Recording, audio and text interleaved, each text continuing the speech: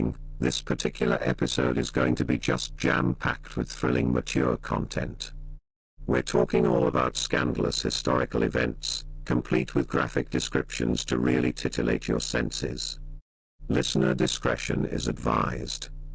Please, won't somebody please think of the children?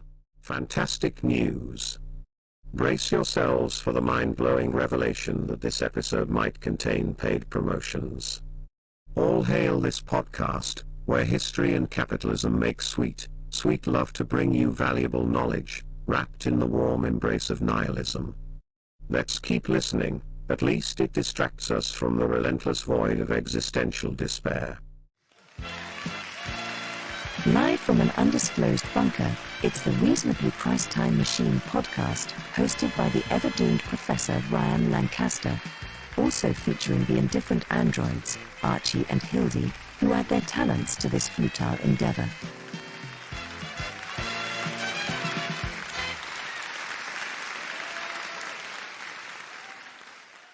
Episode 68, Softball Shenanigans and Land Confetti. Welcome, temporal wanderers, to the Reasonably Priced Time Machine podcast. I'm your host, Professor Lancaster, joined by my metallic companions, Archie and Hildy, deep in our undisclosed bunker. Greetings, humans. Let's dive into the depths of the temporal unknown.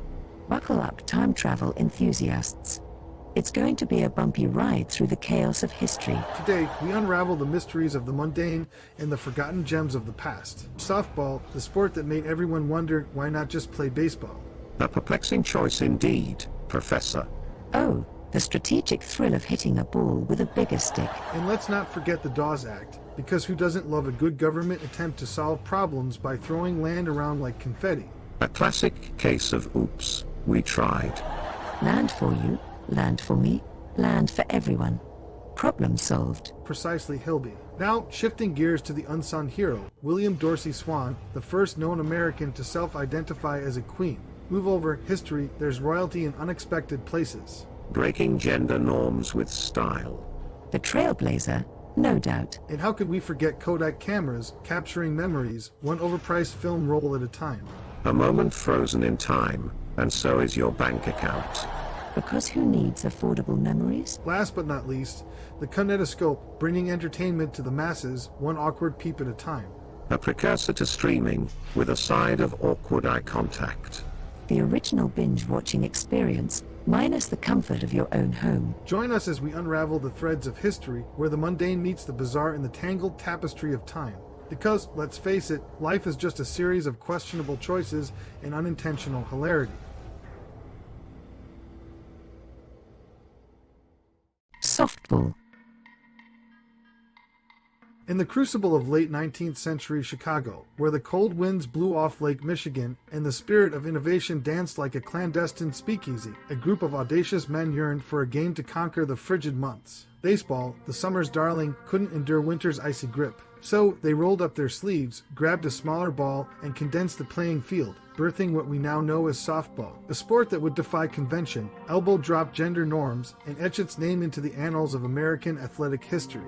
The narrative orchestrator of this saga was George Hancock, a scribe of the Chicago Board of Trade who, likely fueled by an insatiable quest for heated competition, became the midwife to this new pastime.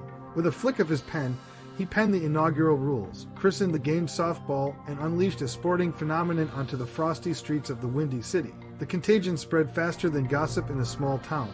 By 1895, a formal softball league emerged in Chicago, and though men initially claimed dominion over the diamond, the lure of this game soon ensnared women. A seismic shift occurred in 1896 when the first women's softball team sprouted roots in Chicago's fertile sports soil. The die was cast, and the melding of genders on the playing field began to sound the death knell for the notion that sports were an exclusive boys' club. Softball emerged as a symbol of inclusiveness, shattering gender boundaries with the boldness of a demolition force. The establishment of the Women's International Softball Federation in 1933 thrust the sport onto the international platform, offering women a stage to display their athletic abilities. In this context, softball transcended being a mere game and embodied a revolution, pioneering a realm where sports no longer confine themselves to gender-specific showcases. The impact of softball reverberates through the tapestry of U.S. history, a tale woven with threads of defiance against convention.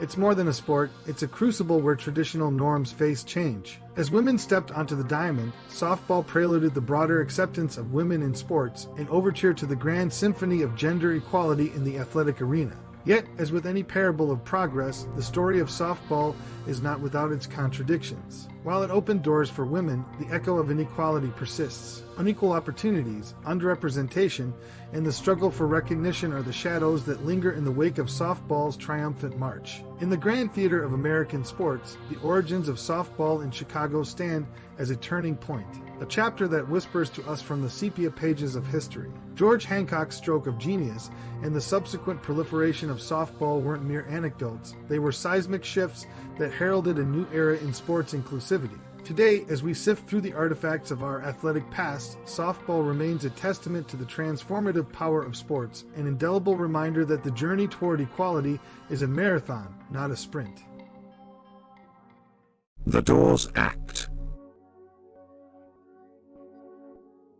In the haze-filled corridors of 1887, the Dawes Act insinuated itself into the legal archives, a nasty piece of legislation presented as an ambitious strategy to integrate Native Americans into the tumult of mainstream American society. It bore the moniker of the General Allotment Act, a bureaucratic panacea for what was perceived as the Indian problem. However, the intricacies harbored a dark reality. The Dawes Act's expansive vision aimed to dismantle tribal lands, dividing them like a confection and distributing the segments among individual Native Americans, all in the pursuit of assimilation. The belief was that exchanging communal land for private property would be a miraculous potion, transforming indigenous individuals into genuine farmers. They failed to anticipate the brutal aftermath that reverberated through Native American communities. The Sioux Nation, a proud bunch with a history more impressive than a Wall Street tycoon, were gut-punched by the Dawes Act, losing over 7.5 million acres of their sacred turf. It wasn't just about economics, it was a cultural tsunami that crashed, sweeping away traditions like debris in a flood.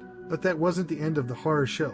The Dawes Act threw an extra twist of madness, the forced removal of Native American children. They called it the Indian boarding school movement, a sinister operation to strip away the indigenous essence from these kids. They were snatched from their homes and tossed into boarding schools, where their heritage was beaten out of them with a cultural whip. The consequences were like a festering wound that never healed. Families torn apart, cultural roots ripped out like weeds, and the younger generation left wandering in a cultural desert, haunted by the echoes of stolen identities. In the grand tapestry of U.S. history, the Dawes Act is a dark thread, stitching together the madness of Euro-American expansion and the arrogance that fueled it.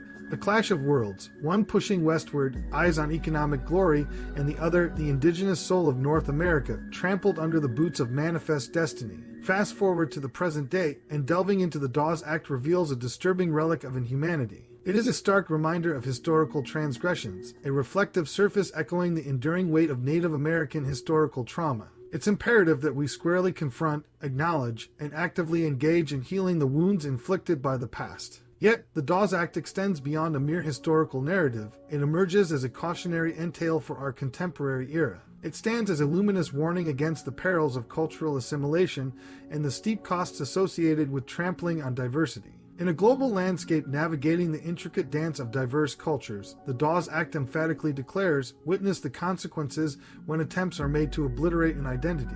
Indeed, the Dawes Act was packaged with a persuasive narrative, advocating for agricultural advancement and economic autonomy. However, the negatives compose a dissonant, suffering melody that drowns out that promotional tune's feeble strains. The dispossession of land, the fracture of rich cultural tapestries, and the haunting cries of forcibly separated children encapsulate the legacy it bequeathed. Here we stand, at the crossroads of history, gazing at the shadow of the Dawes Act. It's a chapter that demands meticulous examination, not to be hastily skipped or superficially overlooked. In comprehending this somber narrative, we transcend the realm of mere historical study, we confront the lingering shadows, casting a lengthy and contorted silhouette on the history of America. William Dorsey Swann.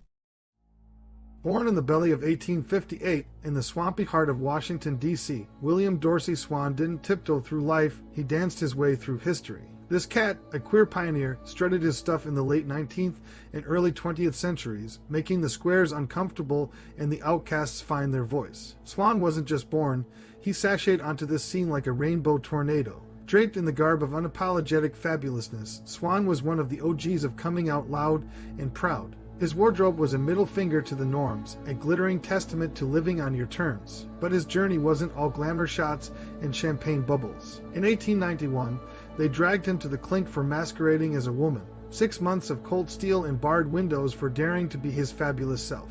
That arrest was the lightning bolt that struck the tinderbox of injustice. Swann's incarceration wasn't just about him. It was a neon sign stating the systemic screw you to anyone who dared to stray from society's straight and narrow. It was a jail cell that birthed a movement. Once they tossed him back onto the streets, Swann didn't flinch, he roared. He became the voice in the darkness, a flamboyant phoenix rising from the ashes of bigotry. The Society for Human Rights, the first LGBTQ+ rights gang in the U.S., sprang from his fierce determination. Swann was the architect of change, building bridges from the bricks thrown at him. He didn't stop at rainbow-colored walls, though. Swann waltzed into the realms of the NAACP and the National Women's Suffrage Association.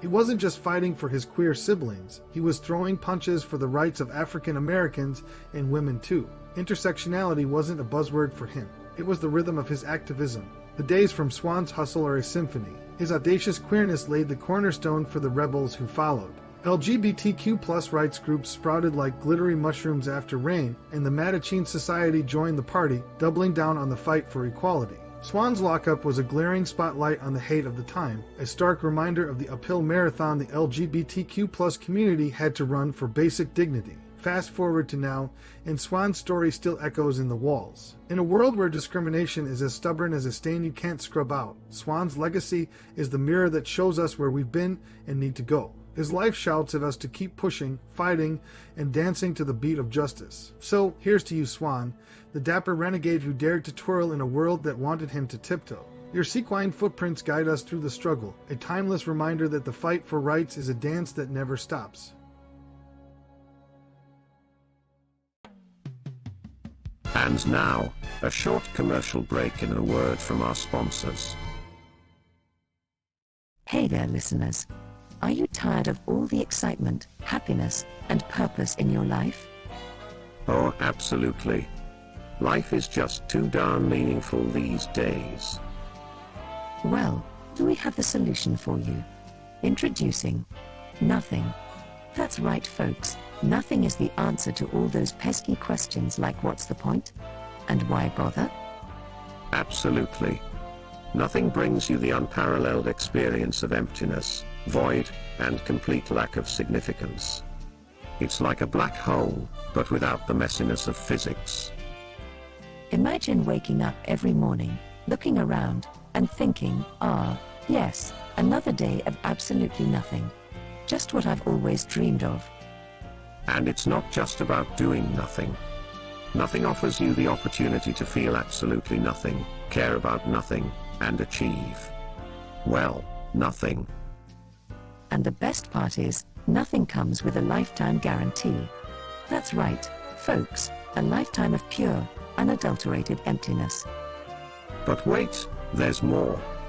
Call within the next 10 seconds, and we'll throw in a bonus feature, existential crisis mode. You'll question the very fabric of reality, ponder your insignificance in the universe, and maybe even shed a tear or two. So, if you're tired of striving, thriving, and all that jazz, call nothing now and embrace the sweet allure of nihilism. Remember, folks, life is short, but with nothing, it's even shorter. Disclaimer, nothing is not responsible for any increase in existential dread, lack of motivation, or overall sense of hopelessness. Use at your own risk.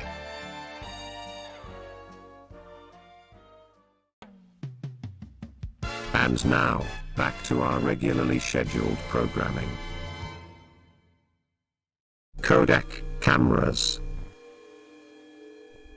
In the fading decades of the 1800s, a transformative shift in photography took place, spearheaded by the forward-thinking George Eastman and his brainchild, the Kodak Camera. This petite wonder, embraced by entrepreneurs and photography enthusiasts, gracefully wove itself into the fabric of public affection, imprinting an enduring legacy on the narrative of American visual history. Join us as we stroll down the corridors of history to unveil the captivating story of Kodak, a narrative intricately spun with elements of widespread access, groundbreaking ingenuity, and the rhythmic melody of historical moments frozen in time. George Eastman, a man not just content with the stillness of life, but fascinated by its frozen moments, birthed the Kodak Camera in the 1880s. Fueled by a hunger for photography accessible to the everyman, Eastman aimed to liberate it from the clutches of complexity. No more would photography be the exclusive domain of those with a penchant for darkroom sorcery.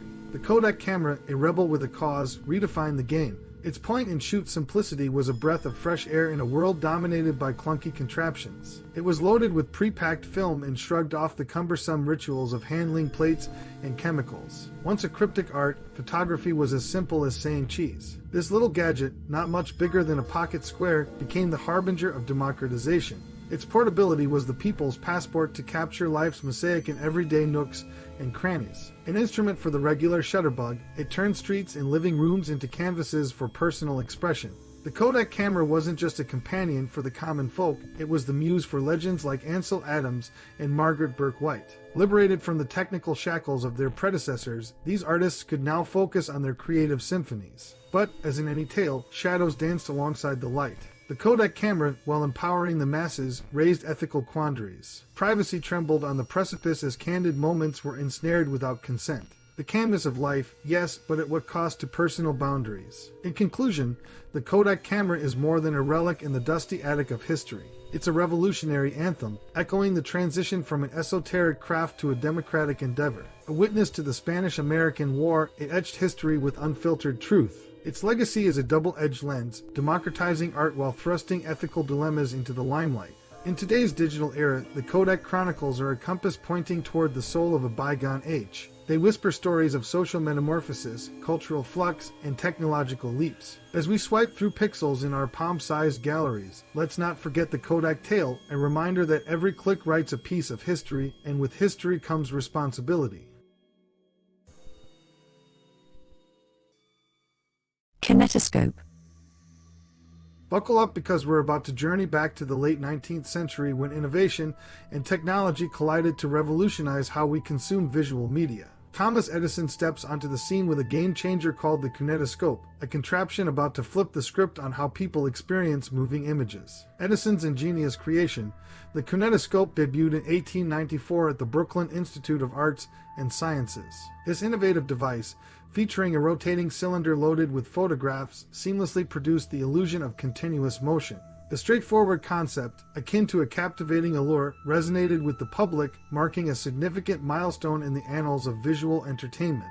Fast forward to the 1893 Chicago World's Fair, where the Kinetoscope took center stage. Its enchanting ability to display moving images captivated onlookers, solidifying its position as a symbol of technological marvel. This fair transcended local boundaries, serving as a global platform for the Kinetoscope to showcase its potential to revolutionize entertainment worldwide. Yet, the Kinetoscope's impact was not confined to a fleeting success. It played a pivotal role in the birth of the film industry as we now recognize it. Before the emergence of Edison's brainchild, visual entertainment languished in a routine of live performances and static images. The Kinetoscope introduced a dynamic paradigm shift, laying the foundation for the cinematic journey that continues to unfold. The arrival of a train at La Ciotat Station by the Lumiere brothers in 1895 was one of the original films showcased on the Kinetoscope.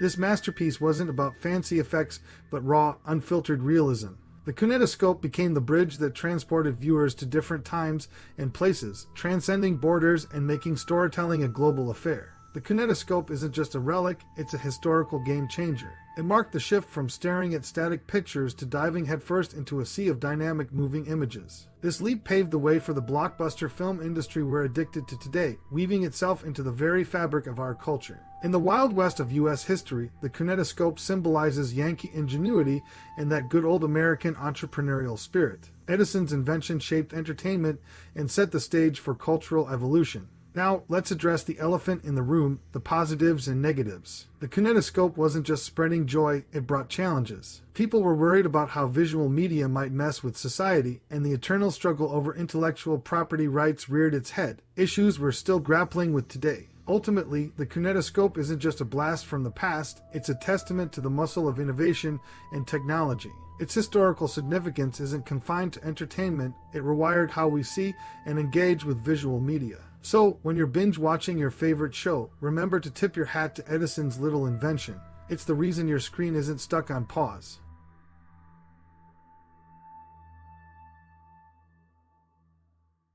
Closing.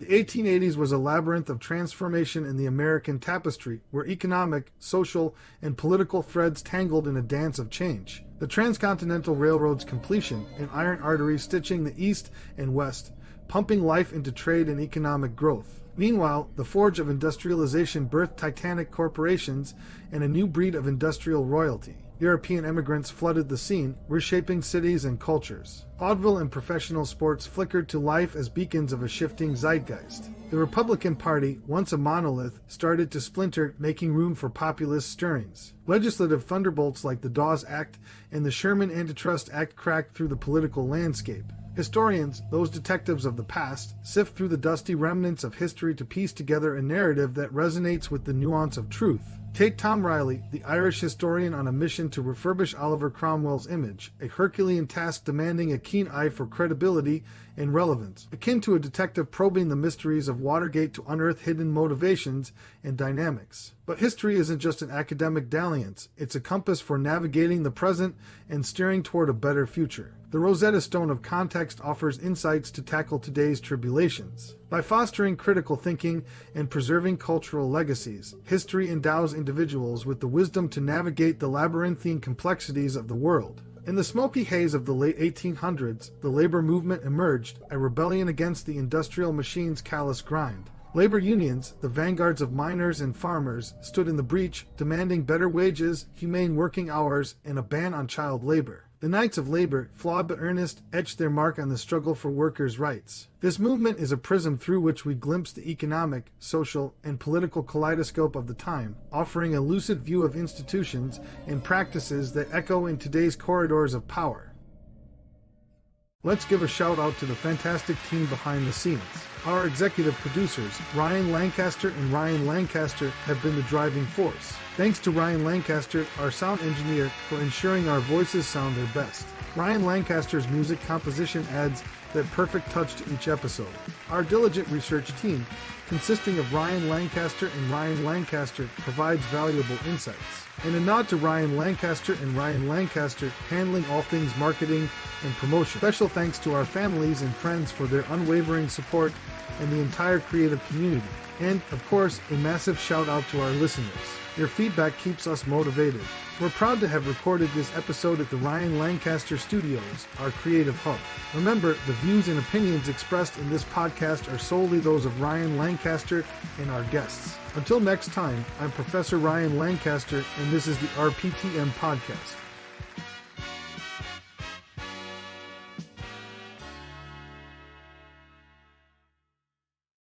Congratulations, dear listeners. You've successfully navigated the baffling twists and turns of the Reasonably Priced Time Machine podcast. I'm sure you're thrilled to have spent your precious moments with us, pondering the intricacies of budget temporal travel. And hey, don't forget to check out the show notes on the groundbreaking website ryanglancaster.com, because what's better than reliving our discussions about reasonably priced flux capacitors and pocket-friendly wormholes? And while you're at it, why not grace us with your benevolent presence on the rating platforms of your choice? We're on the edge of our ergonomic, era-appropriate seats awaiting your judgment. After all, who wouldn't want to share their valuable opinions about a podcast that has tackled the most pressing issues of time travel on a budget? Time may be money, but listening to us, well, that's an investment you can't put a price on.